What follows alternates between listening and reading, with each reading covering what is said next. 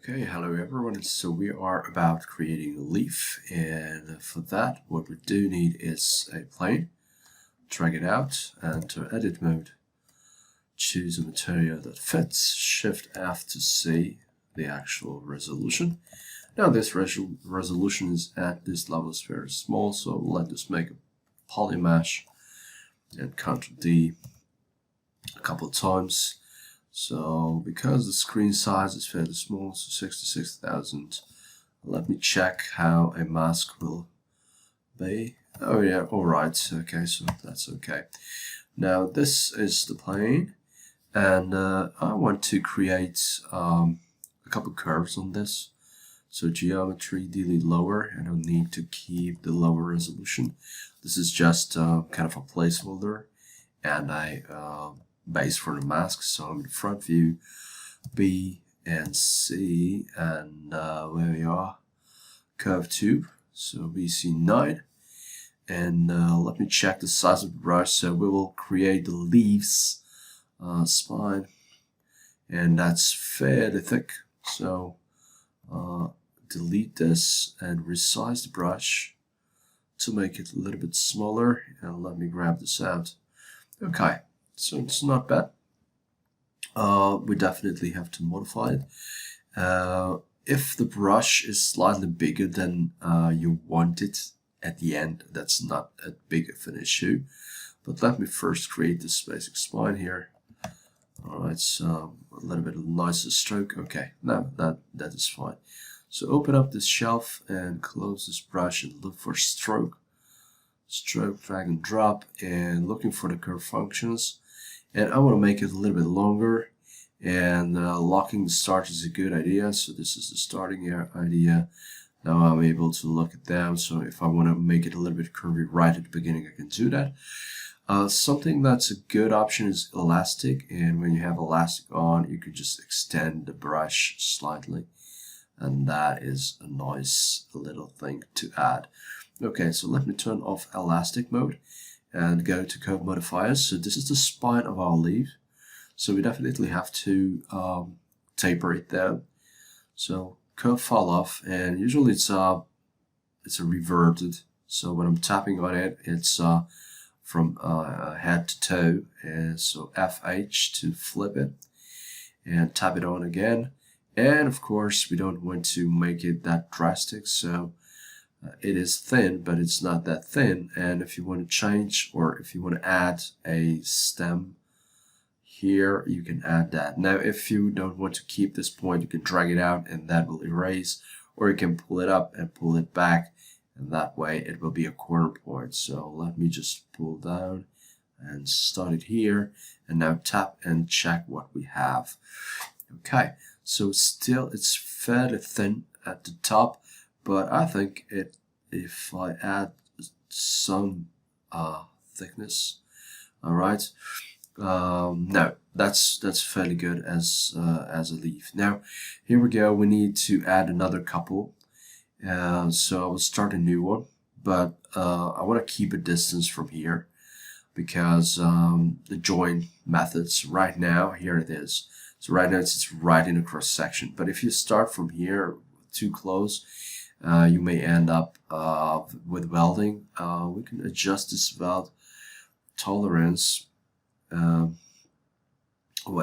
Curve modifiers, and there is this curve snap distance. So if I lower this curve snap distance now, it will be just a little bit less sticky. So we can start out a couple of the inside branches. Now before I move on, I have to make them thinner, definitely thinner. So undo and smaller brush, a little bit smaller, test it out the size. Okay, now I'm pretty satisfied with this one, so I can move on and pull it in. Now here comes the lock. It's remembers the lock, so that is okay, but the elastic was turned back off. So let me turn on elastic, so if I want I can make it work. Let me turn this off, start a new one, a little bit outside, pull it in, add some oops, I don't want to extend it exactly, but So if I wish, I can extend it this way so you don't have to use the elastic all the time. I like this elastic function because it's convenient. It's not just about extending, but it is also good for cutting off. Okay, now another one. Pull it in. And another one here. Drag it. Okay, so I want to make it nice, and probably it's time to switch to a slightly smaller brush. And this time I will type into 10, enter. So when you have a fairly low value, it's really hard to manage to make it accurate. So keep a distance from the original one, and then pull it in, and a distance, and pull it in. Even if there is no there's no exact snap possibility because it's not a live curve anymore.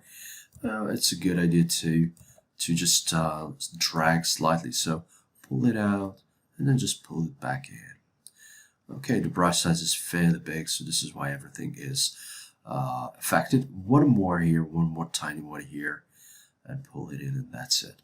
Okay, so this would be the structure of the leaf, and because I was fairly accurate, that everything is right in the center, so this is a good point. Okay, now what else? We are done. So what we have to do is we need the contour of the leaf. So go to Subtool, and let me switch to a let me go first clear the curve. So curve functions and delete the curve. I don't need it anymore, and I don't want to keep a mask, so I'm holding down Control and drag and Shift F to see what we have, and we definitely have some polygroups here and there, and of course later on you can repair these with sculpting if you wish, but there's a nice way to create the curvature for the leaves. Okay, so what else?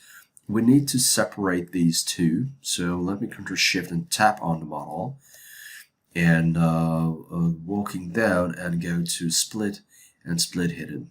So this way we have the branch-like shapes here and the back plane.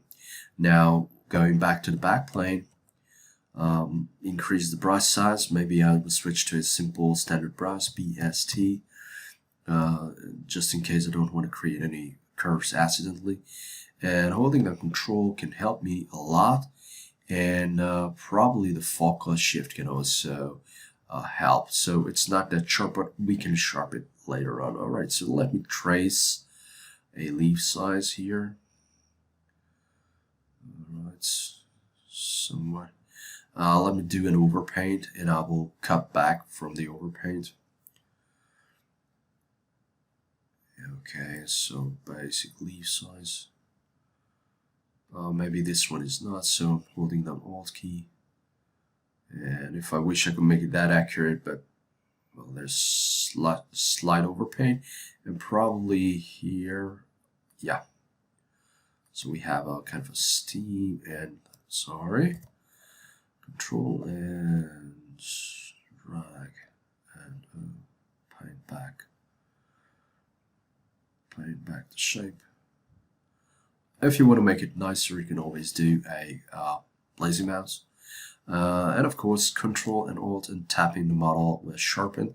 I like to do the opposite first, so Control and tap in to blur it up, and then Control Alt and tap in to sharpen, and usually that helps with the curves a bit more.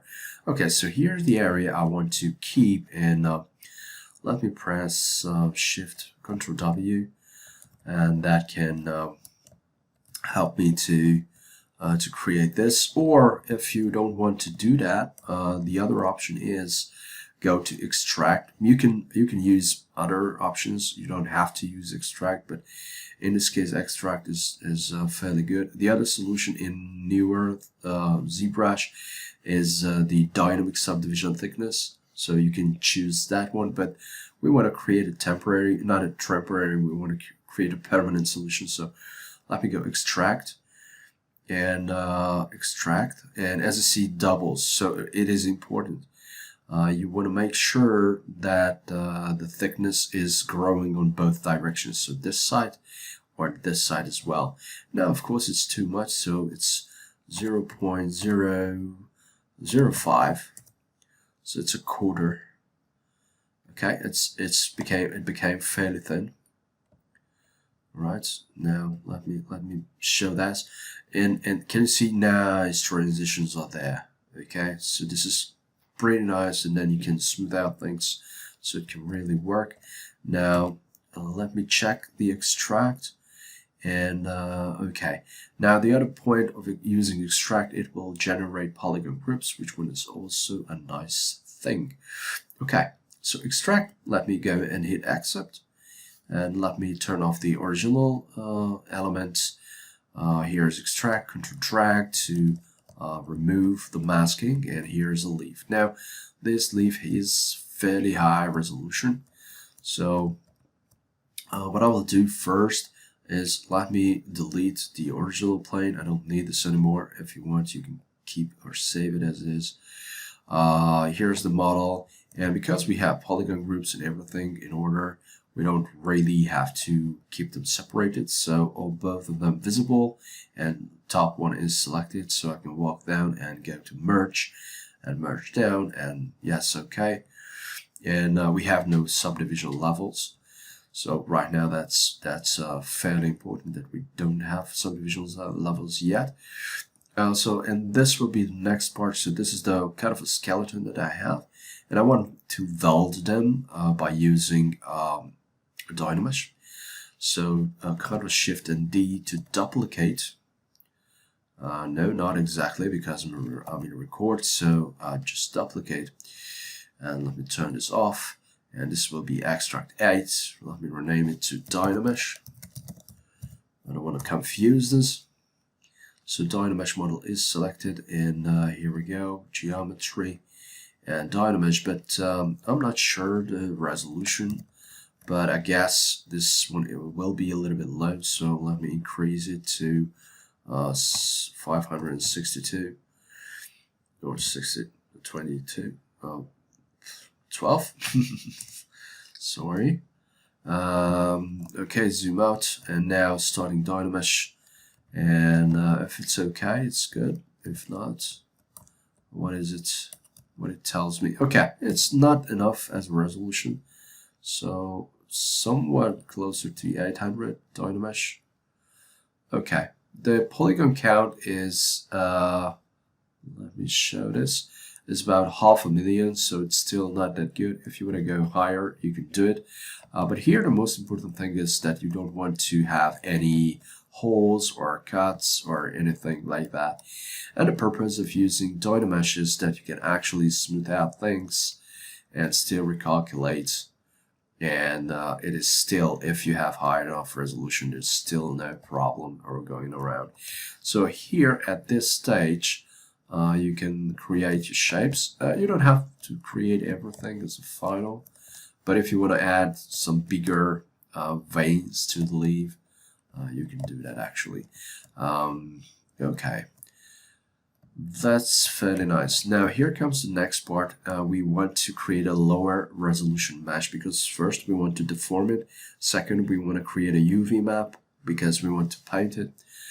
And also, if we have and if we need more on the go, we want to give us some room in the polygon count. So let me duplicate this guy, and this will be a this will be a decimated model. So honestly, you don't have to have a decimated model, so ZBrush can handle it, but it is a little bit slower if you try to ZBrush a higher resolution mesh right away. So Z plugin, put it in here. Well, my pen is just playing with me. Okay, so what we need? Decimation master prefaces current, and it will take some time, but not as much as a ZBrush requires, so it will be fairly fast. And ZBrush results are usually slightly better if you have a cleaner prepared mesh. All right, so Shift F, and decimation is decreased, so maybe about 6 decimate current. You can see, okay, so it's still fairly good. It has many of the information, but it's much cleaner, especially because you don't have to worry about these polygon fills. Okay, so I'm done with this. Decimated is okay, and I will duplicate this decimated model. Turn this off. I will use the dynamesh model as for my projections, or I can even use the original extract one. So, but I will use the dynamesh because that was already smoothed out. And let me rename this to ZBrush. Okay, and close this guy here. Shift F, and what else? Okay, so what else? Here we go, and go down geometry and turn off dynamesh. Of course, we don't want to have it zero measure, and the target polycount will be a little bit smaller, so maybe about 1 zero measure. And now it's much faster than starting with 500,000, but even this is a little bit slow. Okay, zero measure is done, and just let me see this to 1,000 polygons. If you wish, you can go and repeat the process and change the values, but right now it's okay for the demonstration. So subtool and ZBrush model is done. Now we want to get back the information. So we want to build up subdivision levels, and we want to make the projections, and of course we want to add some curves and other things. But first we want to create a UVs. So ZBrush model is okay, and you don't have to duplicate. I'm just duplicating to show you the steps. So rename, and this will be UV. And because UV is a little bit of a tricky thing, so what I will do is zooming in to do something. So Control Shift and Alt is hiding away. Yeah, that will work. So I will Control Shift and Alt and chipping away the sides. So Control Shift and Alt. That's a red one, so it will hide it away. Control Shift and the red one, and of course we have to do it here. Okay, F to zoom in, and there is an area that's left over. So maybe I can select it here a little bit more carefully. Control and Shift and the red one, and tapping on it. Yeah, okay, and a few renitents. Because there's a little bit of a curviness, so that can cause some troubles. Alright, let me see. Great. Okay, Control W to make it one single polygroup. Control and tap. Control Shift and tap, and now I don't like the color, so I want to make it sure that I can recognize the color. And as you see, we have 2 halves. So that will be the UV model. And we need the plugin, so open up the plugin, not Decimation Master, it will be UV Master, and it's not symmetrical, or at least not the way we might think at the beginning, so it's not like kind of a left-right symmetry.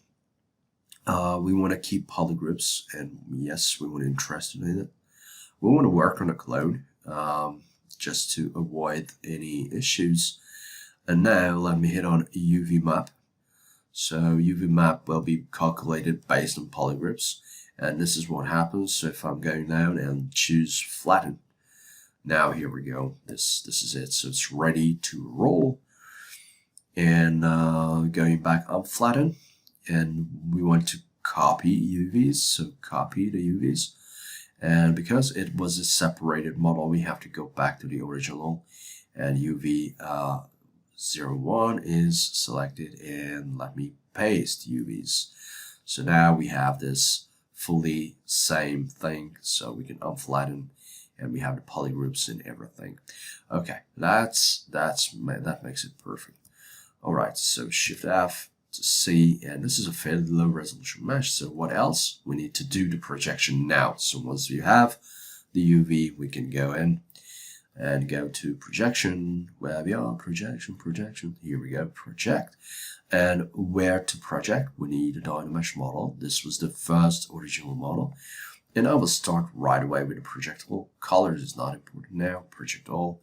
And it picks up the information, and Ctrl D, and now project all again. And skin shade, I don't like skin shade here, it's just burns my eyes here. If it's white, the skin shade is really strong. So Ctrl D again, and project all, and Ctrl D, and project all.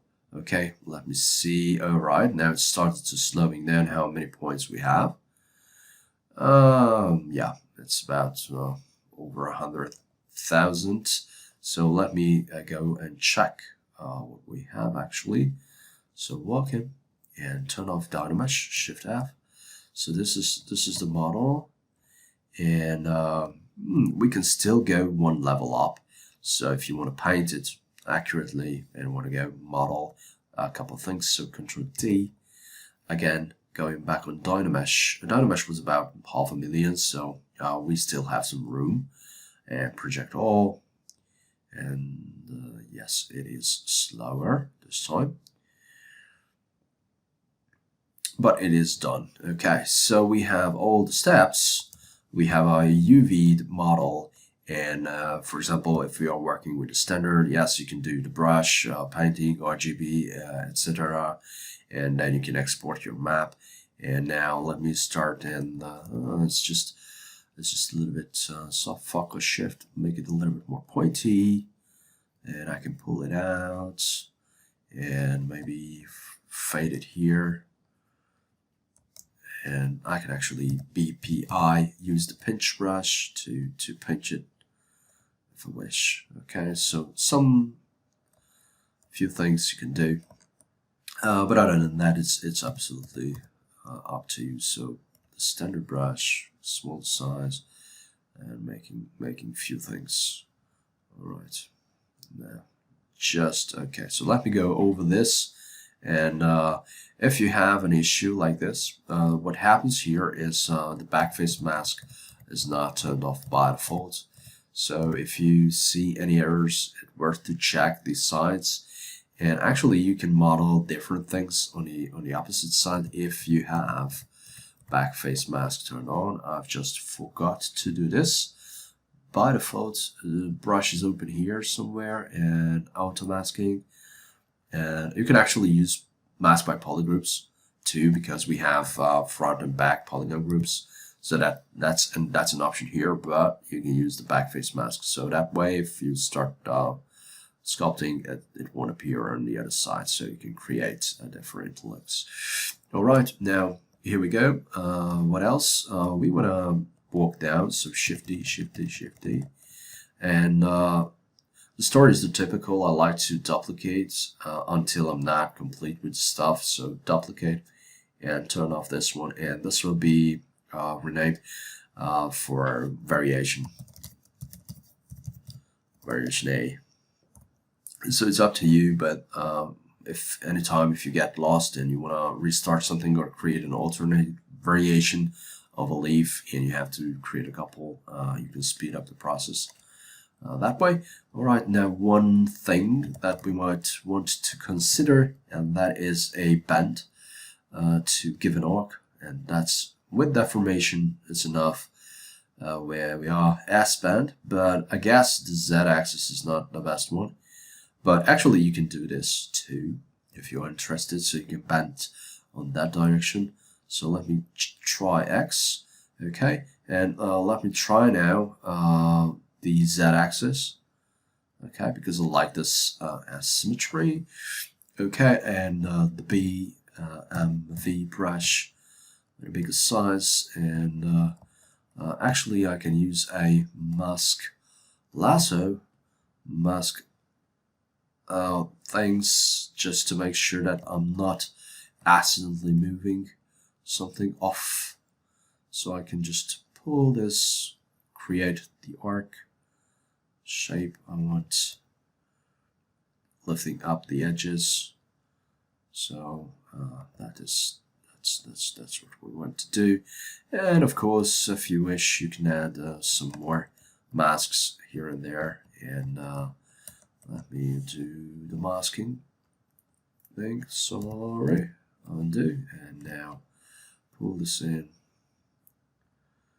So if you have one leaf and you have a basic texture, and you can change a lot of things. So just with the bends, just with a couple things, you can add some interesting parts. If you want to make the leaf jaggy, you can do it at first, right at the masking point, or you can create an alpha and drag the alpha out on the plane. But that's a D, D, D, D, D. And now it's paintable. Now, if you want, you can add more details to this. And when you are using the basic one, the resolution is fairly low. So that's it. I hope you explored a couple of techniques that you might want to use. And probably the logic was fairly easy to follow. So this is why I like to keep this list in the subtool area. So thank you very much and see you next time. Goodbye.